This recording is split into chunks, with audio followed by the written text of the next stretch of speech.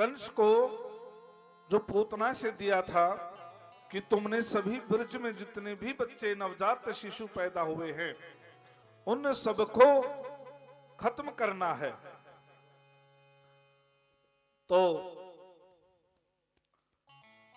पूतना ने देखा कि नंद बाबा के घर पर भी एक बहुत विशाल जन्मोत्सव बनाया जा रहा है, तो वो वहां पर एक सुंदर स्त्री का रूप धारण करके पहुंचती है और उस जन्म महोत्सव में शामिल हो जाती है। और जहां लाला थे वहां पर वो पहुंचती है और सभी जैसे नवजात जो बच्चा होता है सभी गोद में लेके खिलाती है ना माताएं, तो वैसे ही पूतना ने भी मेरे कन्हैया को अपनी गोद में लिया, खिलाने लगी।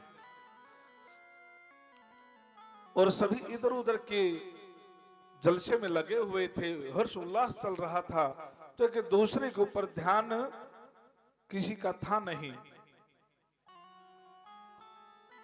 तो वो चुपचाप कन्हैया को अपने गोद में लेकर बाहर निकल जाती है मारने के लिए, क्योंकि उसने अपने सपनों पर एक ऐसा अपाच्य जहर लगा रखा था कि जो उसको खा ले किसी भी प्रकार से पचता नहीं, मरता ही था। तो उन्होंने अपने सन पर वो जहर लगा रखा था और जैसे ही बाहर लेकर आई वो नंदगांव से बाहर आ जाती है। वहां पर आकर वो जैसे मेरे कन्हैया को अपना स्तनपान कराने लगी,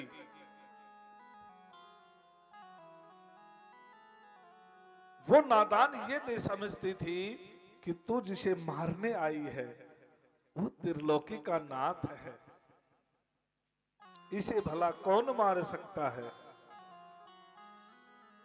अब तो मेरे कन्हैया ने अपनी लीला दिखानी शुरू की और उसके दोनों सपनों को भींचकर ऐसी दर्दनाक पीड़ा दी मेरे कन्हैया ने कि वो दर्द से कराहने लगी और अपने असली रूप में आ गई। बड़े बड़े हाथ, गुफाओं के समान उसके नथने थे, बहुत बड़ा मुख, विशाल भयंकर काला रूप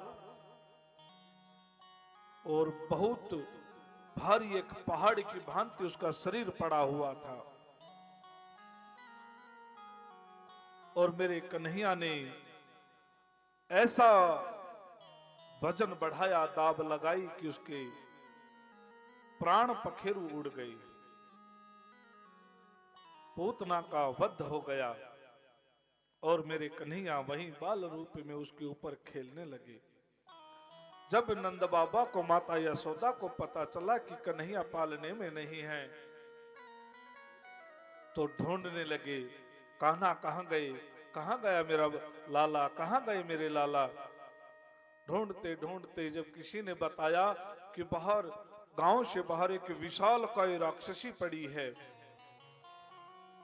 तो सभी गोकुलवासी उस तरफ जाते हैं तो देखते हैं कि ऊपर कन्हैया खेल रहे हैं। माता यशोदा देखती है कि मेरे लाला तो यहाँ हैं, झट से माता उनको अपनी गोद में लेती है।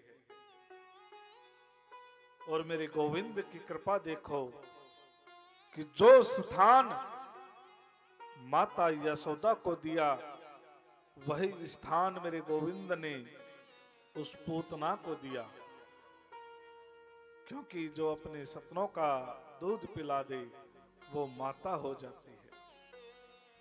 चाहे मारने की चेष्टा भले ही की, परंतु मेरे गोविंद को स्तनपान कराने लगी थी, इसलिए वही माता का स्थान पूतना को दिया मेरे गोविंद ने।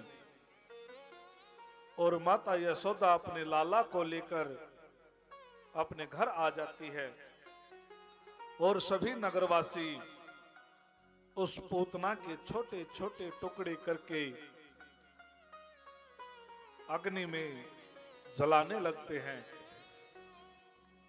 अब तो माता, क्योंकि माता की ममता एक अलग होती है, अब तो माता कन्हैया को टोने टोटके करने लगी, नजर दोष के लिए राई वारने लगी, अनेकों अनेक प्रकार से उपाय करने लगी कि मेरे लाला को किसकी नजर लग गई, जो इतनी बुरी राक्षसी मेरे लाला को उठा ले गई, पता नहीं क्या जादू टोना कर दिया किसी ने। तो इस प्रकार की बातें माता यशोदा अनेक प्रकार के टोने टोटके करने लगी।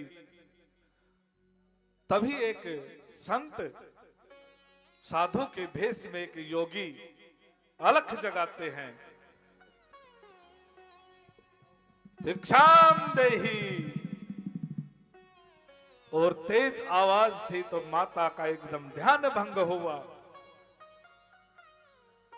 और योगी को आकर देखा तो दान पुण्य उसमें अन्न वस्त्र आदि लेकर आई माता यशोदा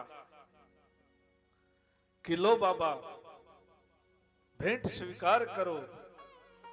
तो योगी ने हाथ जोड़ दिए, बोले माता मुझे भिक्षा नहीं चाहिए, मैं तो कुछ और लेने आया हूं। बोले बाबा क्या लोगे? बोले मैया हम तो आपके लाला के दर्शन करने के लिए आए हैं,